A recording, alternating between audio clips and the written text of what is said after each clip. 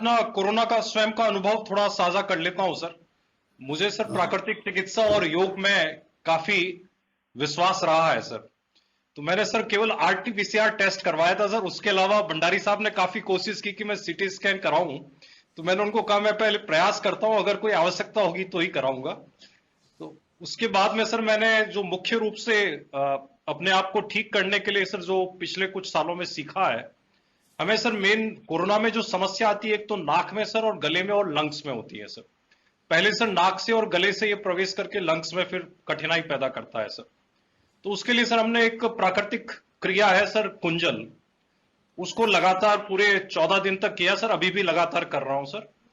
कुंजल में सर भूखे पेट सुबह है नींबू के जो निवाया पानी होता है सर, ल्यूकवार्म वाटर, नींबू और नमक डाल के 6-7 गिलास पिया जाता है और फिर उल्टी करके बाहर निकालते हैं सर। तो जिससे सारा शरीर का कफ जो अंदर होता है सर वो, और नाक के छिद्र और गला है सर, वो बिल्कुल क्लियर हो जाता है सर। दूसरी सर जो प्राकृतिक क्रिया है जलनेति क्रिया सर, जिसमें सर नाक के एक छिद्र से दूसरे छिद्र में निवाया पानी नमक के साथ में सर उसका प्रयोग करते हैं सर। तो ये दिन में 4 बार करता था सर मैं। कुंजल 1 बार सुबह भूखे पेट सर, और 4 बार जलनेति क्रिया सर। और जलनेति के बाद में प्राणायाम करना आवश्यक होता है सर, जिससे कि अलग अलग जो प्राणायाम है उससे चाहे लंग्स में हो सर या नाक में हो या गले में हो, कोई भी प्रकार का वायरस है सर जिसके कारण कफ हुआ है तो उसको बाहर निकाला जा सके सर। तो ये तो प्राकृतिक क्रिया के रूप में सर लगातार मैंने 13-14 दिन किया था सर। मुझे भी बुखार आया था सर। 16 तारीख को बुखार आया था और 19 तारीख को बुखार समाप्त हुआ था सर। पर मुझे इसमें विश्वास था। तो सर हमने दूसरा जो इसका है आहार चिकित्सा है सर, कि हम आहार में क्या चीज लेते हैं, घर का जो आहार है सर उसमें ऐसी क्या चीजें सम्मिलित करें जिससे कि उससे बुखार टूट भी जाए सर। उसमें एक तो कैर का उपयोग सर, जो राजस्थान की वनस्पति है, कैर को सर उबाल के उसमें सर हल्का सा जो नींबू है सर और थोड़ा सा उसको स्वादिष्ट बनाने के लिए मिर्च और वो डाल देते हैं सर। तो कैर को दिन में 3 से 4 बार लेते थे सर। उससे बुखार टूटने में बहुत मदद मिलती है सर।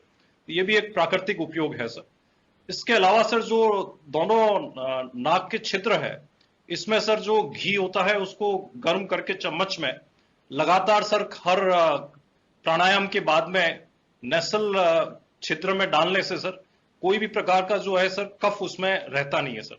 वो क्लियर हो जाते हैं तो ब्रीथिंग में कोई प्रॉब्लम नहीं आती है सर। और हर खाने के बाद में सर नींबू को सर काट के सर उसको काली मिर्च के साथ हल्का सा गर्म करके लेने से सर गला जो है सर उसमें कोई भी प्रकार का कठिनाई नहीं आती है सर, उसमें कोई रुकावट नहीं होती है और वो कफ को है समाप्त कर देता है सर। इसके अलावा सर जो घरेलू उपचार है सर, जैसे फिटकरी का सर फूला है सर, जिससे कि फिटकरी के फूले को लेने से सर गला जो है और 2-3 दिन में सर वो पूरा क्लियर हो जाता है। कितना ही उसमें ब्रीथिंग में कठिनाई हो या गले में हो, वो साफ हो जाता है। इसी प्रकार से सर जो दूसरे है सर, जैसे अपन हल्दी का, अदरक का और इसका इस्तेमाल करते हैं सर।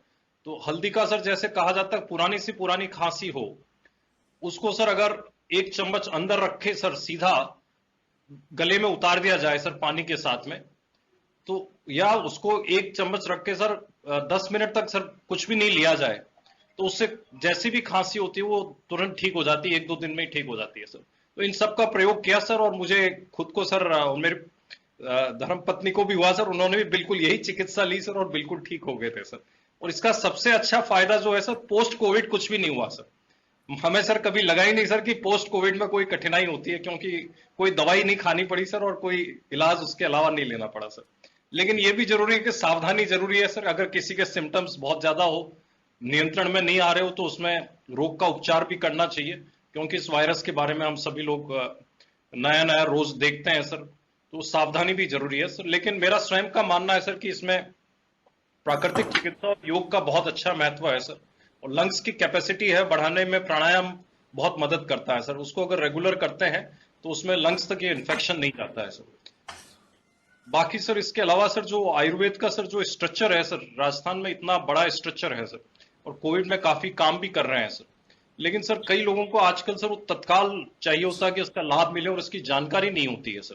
तो जानकारी सर ये एक मौका है सर कि इस त्रासदी में सर एक अपॉर्चुनिटी है कि आयुर्वेद को और प्राकृतिक चिकित्सा को या यूनानी चिकित्सा और होम्योपैथी को सर इसको आगे अगर बढ़ा सकते हैं, इस समय लोग हैं इसको अपना सकते हैं, जीवन शैली में भी बदलाव ला सकते हैं, क्योंकि काफी कुछ सर ये जीवन शैली से भी जुड़ा हुआ है। तो यदि ये मौका है सर इन सभी विभागों के पास में, अगर वो आम जनता में इसके लिए इम्यूनिटी बूस्टर के नाम पे सर, जीवन शैली के नाम पे, आहार चर्या के नाम पे सर, ऋतुचर्या के नाम पर अगर इसको बढ़ावा दे सकते हैं तो वो काफी मदद करेगा सर, और इससे आने वाले समय में सर प्राकृतिक चिकित्सा पे और पुरानी पद्धतियों पे लोगों का विश्वास बढ़ेगा सर।